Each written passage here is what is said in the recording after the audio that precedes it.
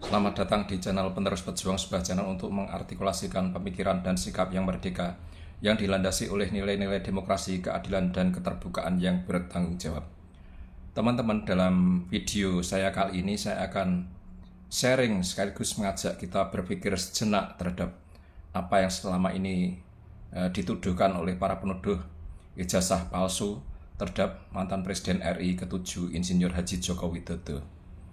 Ternyata setelah kita cermati bersama bahwa tuduhan ijazah palsu itu setidaknya terbagi dalam dua golongan, yaitu satu, tuduhan ijazah palsu itu adalah Jokowi menggunakan ijazah orang lain. Dalam hal ini yang sering disebut-sebut oleh mereka adalah milik kepunyaan almarhum Insinyur Hari Mulyono, yang notabene adalah teman seangkatan Jokowi di Fakultas Kehutanan, sekaligus menjadi adik ipar Joko Widodo yang menikah dengan Idayati.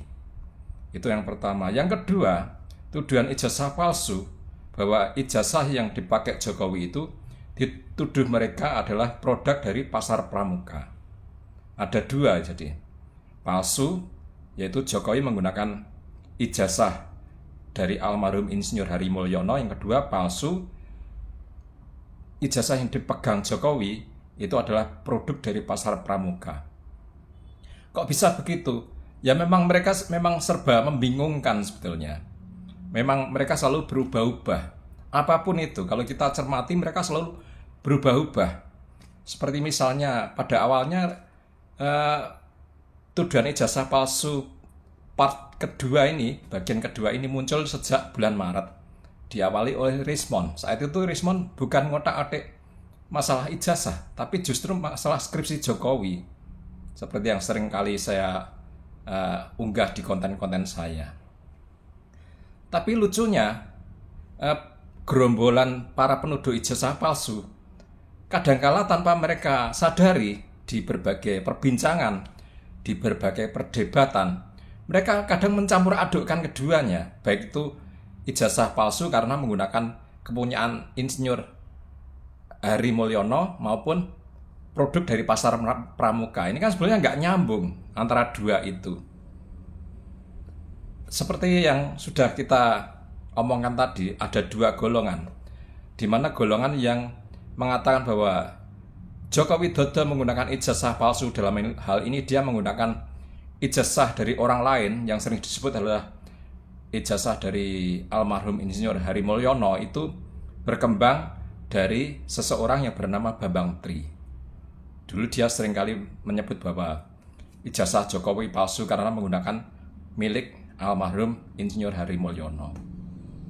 Yang kedua, Jokowi memegang ijazah palsu produk dari pasar pramuka. Yang kedua ini dikembangkan oleh orang yang bernama Bitor Suryati. Baiklah, akan saya putarkan videonya. Ini masih hangat ya, karena semalam ada acara Rakyat Bersuara yang dipandu oleh Aiman, di mana dalam acara itu sebenarnya kalau kita cermati, dua tuduhan ijazah palsu itu berada dalam satu episode acara tersebut oleh para gerombolan penuduh ijazah palsu. Akan saya putarkan videonya.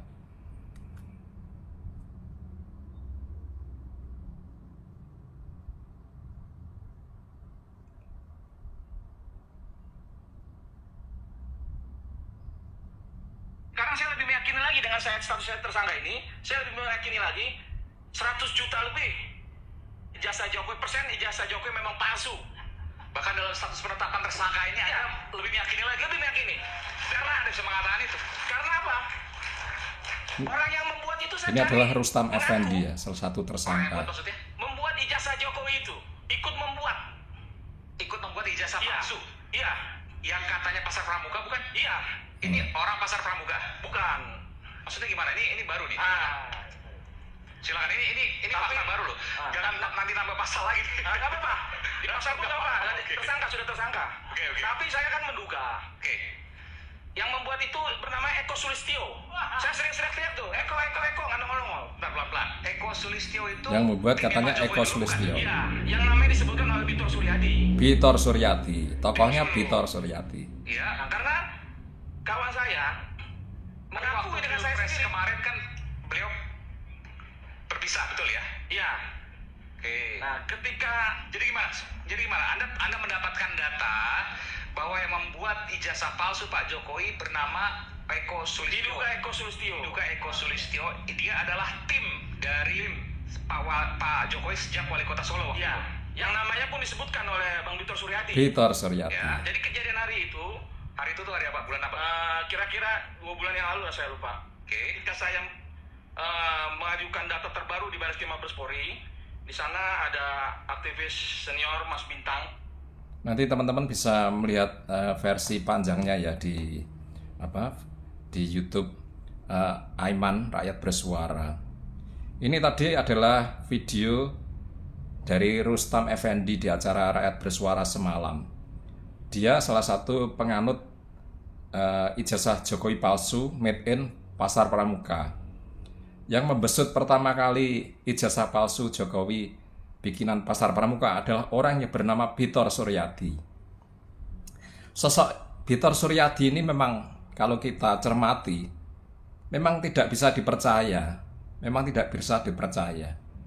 Saya sudah melihat video-videonya dari dulu, serba tidak konsisten, serba membingungkan.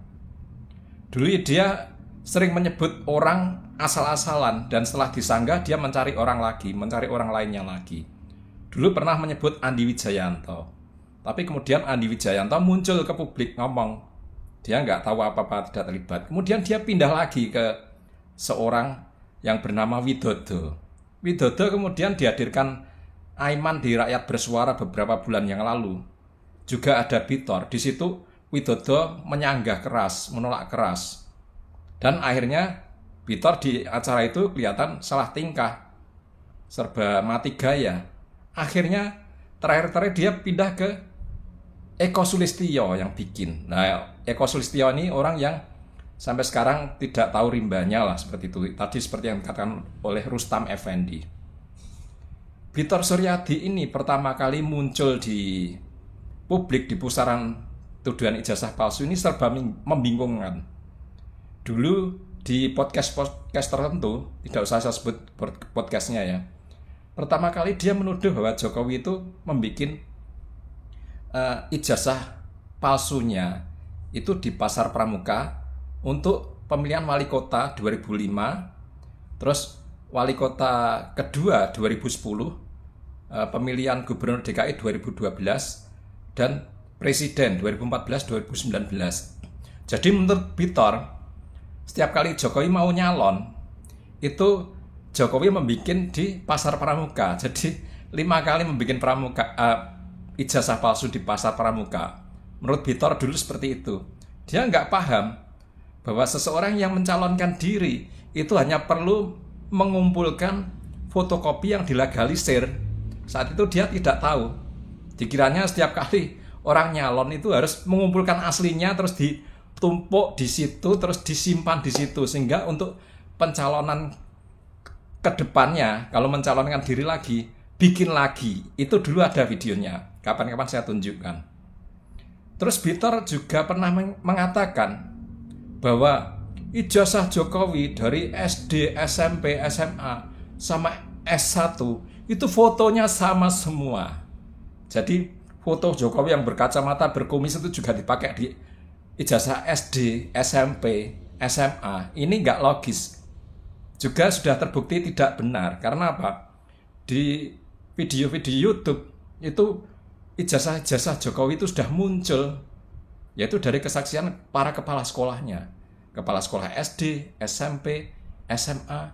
Mereka menunjukkan fotokopian dari ijazah Jokowi.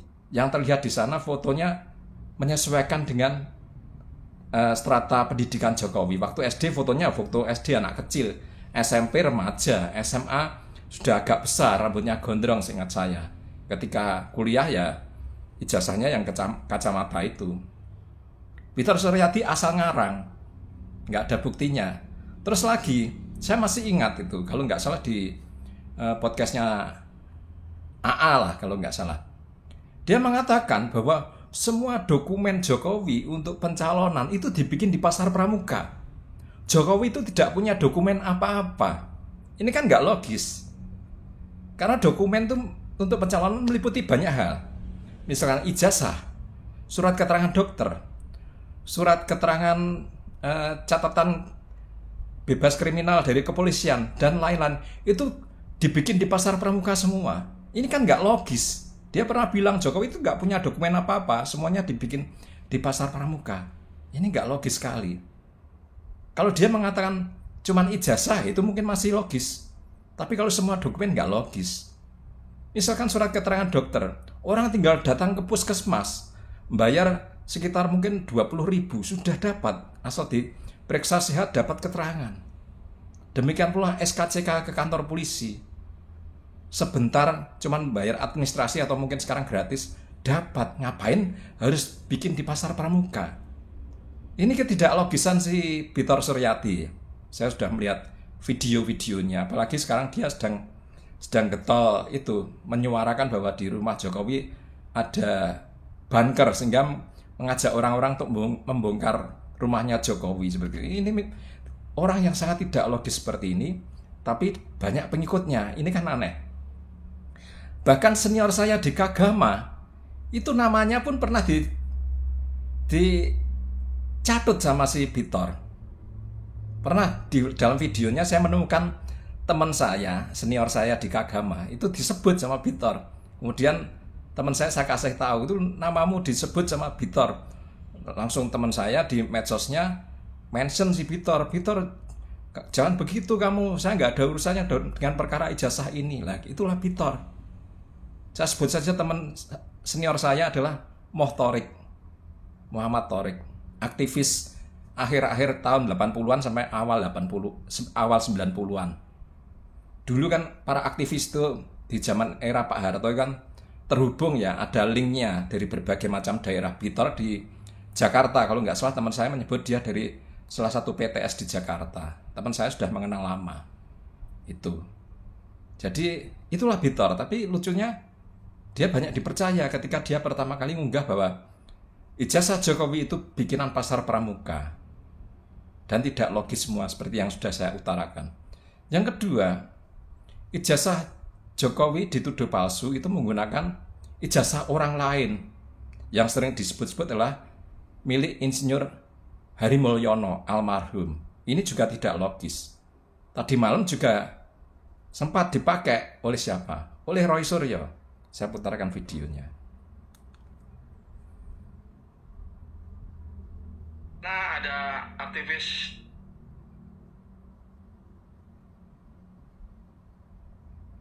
ini foto. Ya, Mas Roy katakan capnya ini di belakang foto. Ya. Padahal kan kelihatan, Mas. Ini kan fotonya. Ya. 3x4 atau 4x6 saya nggak tahu nih. Ya. Lalu kemudian capnya ini kan ada di fotonya depan. Ya. Sementara Mas Roy mengatakan ada di belakang. Ya. Nah, itu kemudian yang dikatakan Mas Roy telah memanipulasi data. Bagaimana Mas Roy menjawab itu? Oke. Jadi begini. Inilah makanya kalau ada orang pengen mengelabui kita semua. Ya. Dengan cara memang seolah-olah pas foto ini ada di atas ada di bawahnya cap. Ada di atas foto. Ada di atas ya, seolah-olah capnya ini ada di atas foto. Seharusnya ada lintasan cap yang ada di sini. Di bagian jas. Di bagian jas. Dan ini sudah kami periksa dengan menggunakan analisis color. Oke, yang biru tadi. Skala, ya, bukan yang biru. Dengan skala analisis, ini ada berapa persen warna merah, ada berapa persen warna hitam. Dan temuannya nggak ada warna 0, merahnya 0. Dia tidak menemukan lintasan stempel di jas hitam. Kenapa bisa terjadi? Mungkin, Bang Aiman, teman-teman juga bisa melihat ini adalah satu contoh yang bagus. Ada film namanya Argo. Argo itu adalah film, ini kisah nyata. Idenya berasal dari sebuah film, itu imajinasi. Ingin menyelamatkan 6 diplomat dari Iran ketika Iran Reza Pahlavi jatuh. 6 diplomat, dan itu dia menyamar masuk itu dengan memotong paspor, dan dia memotong persis sekali. Jadi jasnya ini yang kemudian ditempelkan di atas ini, dan yang ini yang abu-abu itu memang bisa di belakang. Repot sekali. Tetap jadinya seperti ini. Jadi sebentar, itu film ini atau yang ini maksudnya? Dua-duanya mungkin terjadi. Ada brand mengatakan bahwa ini juga kemungkinan terjadi seperti itu. Kemungkinan besar sama seperti itu. Jadi yang dipotong hanya foto. Ini susah memotong foto tempel. Ini sisanya covernya asli yang lama. Dan makanya ini, tidak ada garis merah di. Betul, tidak ada lintasan itu sudah diperiksa, bukan hanya saya. Bang Resmond juga meriksa, skala 0 sampai 255-nya itu merahnya 0. Menggunakan Namanya adalah apa? itu program untuk separasi namanya. Cyan, magenta, yellow, black, CMYK. Itu adalah muncul di sini. Dan ketika Bang Aiman, ketika menggunakan software luminance gradient yang tadi yang biru tadi, coba tolong bisa ditampilkan. Itu mata kita sudah langsung bisa melihat. Jadi artinya kami tidak usah kemudian berbusa-busa berkata-kata dan tidak usah kemudian sambil kalau bahasa Jawa itu apa menterlang gitu ya. Gitu. Lihat gitu. Nggak usah karena dengan ini kan kelihatan banget. Nggak ada. Kalau seandainya ini ada capnya, pasti ada lewat garisnya. di sini garis karena luminance gradientnya menggeser. Ini melakukan luminansi dan gradiensi. Ini pakai apa?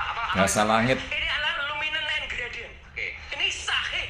Jadi sekali lagi dugaannya adalah dipotong di bagian. Ya ini kan kelihatan. Jadi kelihatan kan pemotongannya. Tuh. Jadi kelihatan kan pemotongannya. Oh itu bekas potongan. Bekas potongan. Ini bekas potongan ditempel di sini. Ini ditempel dan kemudian software itu kayak menggeser. Jadi kayak kita melihat seolah-olah dilihat 3 dimensi. Jadi relief. Nah ini jadi kita melihat kayak relief, Bang. Reliefnya jadi kelihatan. Begitu relief kelihatan, tampaklah cap yang tadinya ada di atas jas itu seseorang ditutup dengan pas foto orang ini dan ditutup dengan foto orang lagi ini. di sana. Jadi sudah jelas ya. Tadi Roy Suryo ngalor ngidul dengan bahasa langit, bahasa teknologi seperti itu. Tapi sangat kental. Dia pakai paradigma yang kedua, yaitu Jokowi memakai ijazah orang lain. Biasanya sih mereka menyebut pakai milik almarhum Insinyur Hari Mulyono. Tadi yang di terakhir dia ngomong kan bahwa ini milik orang kemudian ditempel foto orang lain. Artinya ya Jokowi memakai ijazahnya orang lain. Kalau biasanya nyebut milik Hari Mulyono, tapi kali ini dia nggak menyebutkan lagi. Tapi ini juga tidak masuk akal ya. Kalau Jokowi menggunakan ijazah milik orang lain, betapa ribetnya. Itu artinya apa? Semua isian di ijazah itu harus dihapus. Mulai dari nama, nomor ijazah, tanggal lahir. Itu harus dihapus. Dan itu tidak mudah. Tidak mudah untuk menghapus tinta-tinta itu. Pasti menimbulkan cacat. Kertasnya menjadi cacat. Bahkan bisa sobek. Saya tahu tinta yang untuk mengisi ijazah itu tinta yang bagus. Tidak mudah luntur. Artinya kalau dipaksa dihapus, misalkan dari si A, kemudian dihapus diganti dengan nama Jokowi, menimbulkan bekas, bahkan cacat, bisa sobek kertasnya. Padahal isiannya banyak yang harus diganti. Ini kan nggak masuk akal. Dan pasti mudah ketahuan oleh polisi. Lebih tidak masuk akal lagi apa? Tadi Aiman sudah mengatakan itu kan capnya sudah masuk di foto, maksudnya di luar bentuk orang, siluet orangnya ya, masuk di frame foto di kotak kan sudah ada stempelnya masuk di dalam kotak foto pas foto. Kemudian memang menurut Roy tidak melintasi jas. Nah, itu menurut Roy karena itu dari ijazah yang lama milik orang lain kemudian ditimpa dengan foto guntingan sehingga tidak melintas di jas karena fotonya sudah diganti hanya siluet orangnya. Misalkan taruhlah itu punya Insinyur Hari Mulyono ya, seperti yang mereka sebut. Jadi foto Insinyur Hari Mulyono gambar orangnya saja, bukan di kotak gini, orangnya saja digunting terus ditumpuk. Nah, tadi si Roy dalam video tersebut juga menyebut Dumatno ya, dalam acara milik Dumatno. Artinya misalkan punya Hari Mulyono, gambar Hari Mulyononya digunting kan berlubang, kotak tapi berlubang. Terus lubangnya itu ditutup dengan foto Dumatno. Apa bisa pas bentuk orang? Apa tidak nantinya kalau diraba tidak terasa sambungan? Pasti terasa sambungan dan pasti tidak pas. Nggak mungkin pas. Bentuk orang lain digunting, lubangnya bekas guntingan itu diisi dengan guntingan foto orang lain. Nggak mungkin pas. Dan pasti bekasnya ada. Diraba pasti gerenjel, ada geronjalan semacam itu ya, tonjolan atau lekukan. Karena menyatukan dua guntingan. Ini kan nggak logis sama sekali. Tapi ya banyak orang yang percaya. Dan lucunya, lawan-lawan debat dari Roy Suryo tidak ada yang mencermati itu. Ini sangat nggak logis. Kalau ijazah itu pakai orang lain, dia harus menghapus isian-isian dalam ijazah tersebut untuk diganti dengan nama Jokowi, tempat tanggal lahir Jokowi, nomor ijazah Jokowi, dan lain-lain. Itu bisa banyak, dan itu pasti kalau dihapus diganti merusak kertas, bahkan bisa sobek. Pasti ada bekasnya, cacat kertasnya. Yang kedua, foto digunting, siluet orangnya digunting, dibuang, diganti dengan siluet orang lain, terus ditempel. Ya nggak mungkin pas, nggak mungkin pas, bentuk orang beda. Nah ini loh, ini logika dasar ternyata nggak ada yang mencermati dari lawan-lawan debat si Roy Suryo. Nah ini untuk untuk mengasah otak kita ya, mengasah otak kita saja bahwa mereka itu sebenarnya hanya gedabrus, ngibul. Kalau saya pakai istilah ngibul mereka. Tapi anehnya nggak ada mencermati. Padahal itu gampang sekali di logika. Ya, mungkin video saya kali ini cukup sekian untuk sharing dan untuk pembelajaran kita, sedikit untuk mengasah pikiran kita. Tidak ada maksud untuk menjatuhkan orang atau mendiskreditkan orang. Ini hanya untuk belajar kita bersama. Mohon maaf bila ada kata-kata yang salah. Tetap semangat dan salam merdeka.